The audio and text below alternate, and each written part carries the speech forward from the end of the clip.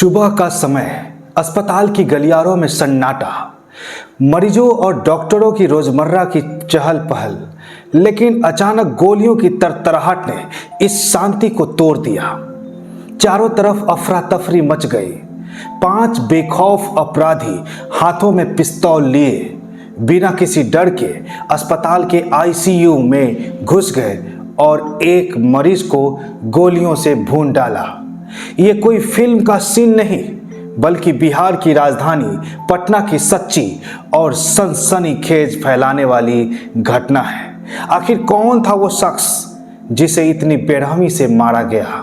क्या थी इस हत्या के पीछे का वजह और कैसे अपराधी इतने निडर होकर इस वारदात को अंजाम दे पाए? चलिए इस रहस्यमय कहानी को शुरू से जानते हैं।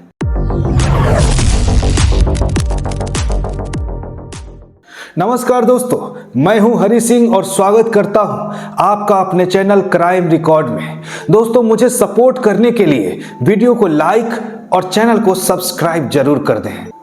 आज हम बात करेंगे एक ऐसी घटना की जिसने न सिर्फ बिहार की राजधानी को हिलाकर रख दिया, बल्कि पूरे देश में कानून व्यवस्था पर सवाल खड़े कर दिए। तो तैयार हो जाइए, क्योंकि ये कहानी भरी है सस्पेंस, डर और अपराध की दुनिया के उन काले सच से जो आपको सोचने पर मजबूर कर देंगे। 17 जुलाई 2025 सुबह करीब 7:30 बजे पटना का राजा बाजार इलाका, जहां स्थित है पारस हॉस्पिटल, एक जाना माना निजी अस्पताल, जिस अस्पताल में उस दिन एक मरीज भर्ती था जिसका नाम था चंदन मिश्रा। चंदन कोई साधारण इंसान नहीं था। वो बक्सर जिले का एक कुख्यात अपराधी था जिसके खिलाफ दर्जनों हत्या के मामले दर्ज थे। चंदन मिश्रा को हाल ही में बक्सर जेल से भागलपुर जेल ट्रांसफर किया गया था और स्वास्थ्य कारणों से उसे मेडिकल पेरोल पर रिहा किया गया था। वो पारस हॉस्पिटल के कमरा नंबर 209 में भर्ती था, आईसीयू में, जहां उसका इलाज चल रहा था। लेकिन किसे पता था कि उसकी जिंदगी का आखिरी पल इतनी जल्दी आने वाला है। सीसीटीवी फुटेज में जो नजारा कैद हुआ वो किसी के भी रोंगटे खड़े कर सकता है। 5 लोग जिनके चेहरों पर कोई नकाब नहीं, बेखौफ होकर अस्पताल में दाखिल हुए। उनके हाथों में पिस्तौल थी और वो सीधे आईसीयू के तरफ बढ़ गए। एक चश्मदीद ने बताया कि अपराधियों ने चिल्लाकर कहा, "सामने से हटो!" और फिर वो चंदन मिश्रा के कमरे में घुस गए।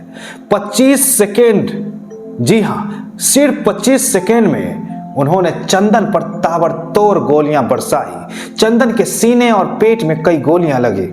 गोलीबारी की आवाज से अस्पताल में भगदड़ मच गई। मरीज, उनके परिजन और मेडिकल स्टाफ दहशत में आ गए। लेकिन अपराधी इतने निश्चिंत थे कि गोलियां चलाने के बाद आराम से बाहर जाते हुए देखा गया। पटना पुलिस को तुरंत सूचना दी गई। शास्त्री नगर पुलिस स्टेशन, जो अस्पताल से करीब 100 मीटर की दूरी पर है, उनकी टीम मौके पर पहुंची। पुलिस ने वार्ड से 12 गोलियों के खोखे बरामद किए। फॉरेंसिक साइंस लेबोरेटरी की टीम को बुलाया गया और सीसीटीवी फुटेज की जांच शुरू हुई। पटना एसएसपी कार्तिकेय शर्मा ने बताया कि चंदन मिश्रा एक कुख्यात अपराधी था और प्रथम दृश्य यह हत्या पुरानी गैंग दुश्मनी का नतीजा लगता है। पुलिस को शक है कि इसके हमले के पीछे चंदन शेरू गैंग का हाथ हो सकता है, जो बक्सर में चंदन मिश्रा की विरोधी गैंग है। लेकिन सवाल यह है कि इतने बड़े अस्पताल में, जहां सुरक्षा के कड़े इंतजाम होने चाहिए, अपराधी इतनी आसानी से कैसे घुस गए? क्या अस्पताल के सिक्योरिटी गार्ड ने कोई लापरवाही बरती? पटना सेंट्रल रेंज के आईजी जितेंद्र राणा ने कहा, "हम इस बात की जांच कर रहे हैं कि कहीं सिक्योरिटी गार्ड्स की मिलीभगत तो नहीं थी।" पुलिस ने एक संदिग्ध तौसीफ को गिरफ्तार किया है और बाकी अपराधियों की पहचान कर ली गई है। कई जगहों पर छापेमारी चल रही है, लेकिन अभी तक बाकी 4 अपराधी फरार हैं। यह घटना अपने आप में इतनी सनसनीखेज है कि इसने बिहार की सियासत को भी गरमा दिया। विपक्षी दलों ने नीतीश कुमार की अगुवाई वाली एनडीए सरकार पर तीखा हमला बोला। आरजेडी नेता तेजस्वी यादव ने सोशल मीडिया प्लेटफॉर्म पर लिखा, सरकारी अपराधी आईसीयू में घुसकर मरीज को गोली मार रहे हैं, क्या बिहार में कोई कहीं सुरक्षित है क्या 2005 से पहले ऐसा होता था? वहीं पूर्णिया के सांसद पप्पू यादव ने तो बिहार में राष्ट्रपति शासन की मांग तक कर दी। उन्होंने कहा, नर्सें, डॉक्टर कोई सुरक्षित नहीं है, ये सरकार अपराधियों और माफियाओं को संरक्षण दे रही है, बिहार में कोई प्रशासन बची नहीं है। केंद्र में मंत्री और एलजेपी के प्रमुख चिराग पासवान जो एनडीए के सहयोगी हैं, उसने भी नीतीश कुमार पर निशाना साधा।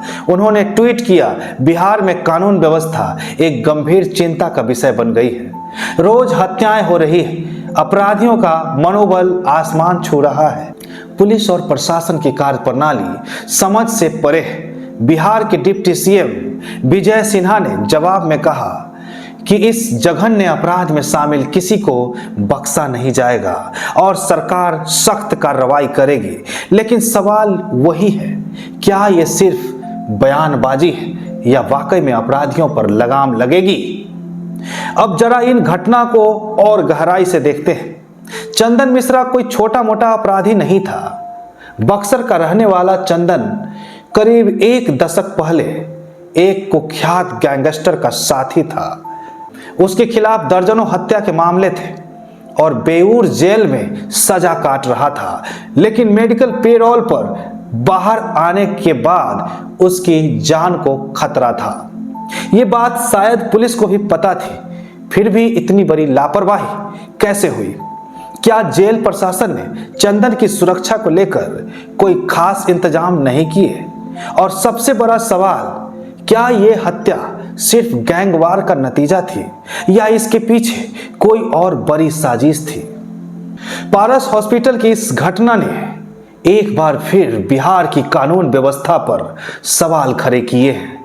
पिछले कुछ हफ्तों में पटना में कई हाई प्रोफाइल हत्याएं हुई है। मशहूर उद्योगपति गोपाल खेमका की 4 जुलाई को उनके घर के बाहर गोली मारकर हत्या कर दी गई। इसके अलावा बीजेपी नेता सुरेंद्र केवट, वकील जितेंद्र महतो और सीतामढ़ी के एक व्यापारी की भी हत्या हुई। ये सारी घटनाएं बिहार में बढ़ते अपराध के ग्राफ को दर्शाती है। आरजेडी और कांग्रेस ने नीतीश सरकार पर गुंडा राज का आरोप लगाया है। कांग्रेस ने तो दावा किया है कि पिछले 17 दिनों में बिहार में 46 हत्याएं हुई है। बिहार के डीजीपी विनय कुमार ने इस घटना को दुर्भाग्यपूर्ण बताया और कहा कि पारस हॉस्पिटल जैसे बड़े संस्थान में सुरक्षा व्यवस्था की समीक्षा की जाएगी। उन्होंने ये भी दावा किया कि 2004 की तुलना में बिहार में हत्याओं की संख्या घटी है।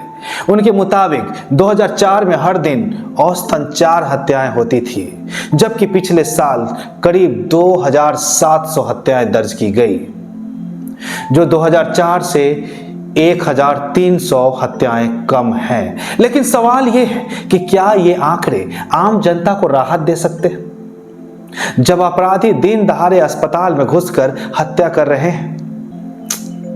इस घटना का सीसीटीवी फुटेज सोशल मीडिया पर वायरल हो गया है। लोग इसे देखकर हैरान हैं कि कैसे अपराधी इतने बेखौफ हो गए हैं। एक यूजर ने लिखा, पटना क्राइम सिटी बन चुका है, नीतीश सरकार में कोई सुरक्षा नहीं है। यह घटना न सिर्फ कानून व्यवस्था की विफलता को दर्शाती है, बल्कि यह भी बताती है कि बिहार में अपराधियों का डर खत्म हो चुका है। अस्पताल जो एक सुरक्षित जगह मानी जाती है, वहां भी अब जान का खतरा है। अब बात करते हैं बिहार की कानून व्यवस्था की। बिहार में अपराध का ग्राफ पिछले कुछ समय से लगातार बढ़ रहा है। खासकर राजधानी पटना, जो कभी अपेक्षाकृत सुरक्षित मानी जाती थी, अब क्राइम का गढ़ बन चुका है। लूट, हत्या और गैंगवार की घटनाएं आम हो गई है। नीतीश कुमार की सरकार पर आरोप लग रहे हैं कि वो अपराधियों को संरक्षण दे रही है। विपक्ष का कहना है कि 2005 से पहले बिहार में ऐसी स्थिति नहीं थी।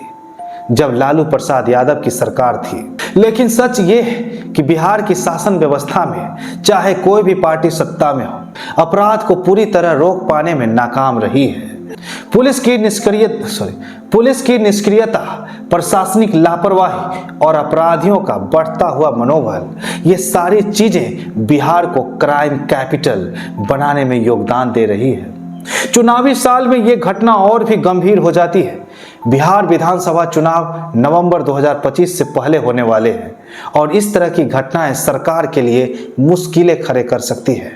जनता में डर का माहौल है और लोग सवाल उठा रहे हैं कि अगर अस्पताल जैसे जगहों पर सुरक्षा नहीं है तो आम आदमी कहां सुरक्षित है। सरकार ने सख्त कार्रवाई का वादा किया, लेकिन क्या ये वादे हकीकत में बदल पाएंगे? ये सवाल हर बिहारी के मन में है। दोस्तों, अगर आपको ये कहानी पसंद आई तो वीडियो को लाइक करें, अपने दोस्तों के साथ शेयर करें और ये चैनल सब्सक्राइब जरूर करें ताकि आप ऐसी ही रोमांचक कहानियां देख सकें। अगली वीडियो के लिए बेल आइकॉन दबाएं। जाते जाते मैं आप लोगों से यही कहूंगा कि बढ़ती हुई अपराध की दुनिया में खुद का और अपने परिवार का पूरा ध्यान रखें। खुश रहे, मस्त रहे और क्राइम रिकॉर्ड चैनल के साथ बने रहे। तब तक के लिए धन्यवाद। जय हिंद।